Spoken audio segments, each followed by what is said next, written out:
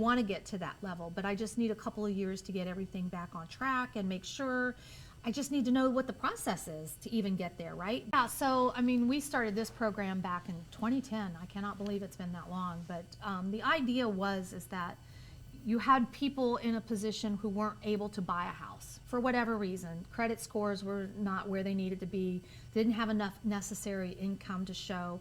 Maybe they had high credit card debt or student loan debt. Any of those scenarios, but they were still employed, having income, needing a place, and willing to pay a price, right? But then you have a group of people who may be renters who want to own and they want to get to that level, but I just need a couple of years to get everything back on track and make sure.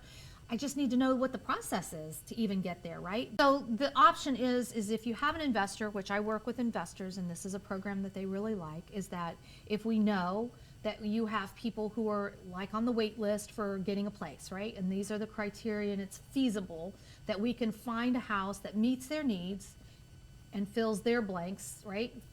Checks those off, but it also meets the needs of the investor, meaning that there is some uptick in that if they bought the property or they're holding it, they can now put a renter in there. They have some repairs that maybe need to be done in order for the renter to get in there.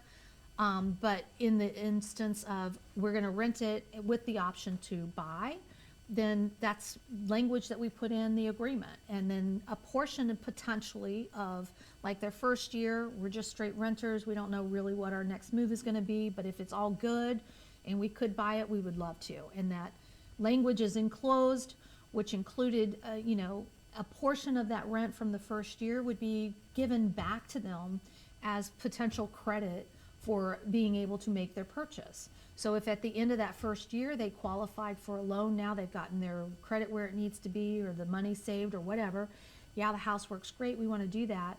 Now they haven't just dropped their money down the drain for paying the rent, but they're getting a portion of that back potentially that says it's able to be used for their down payment or part of their closing cost or whatever.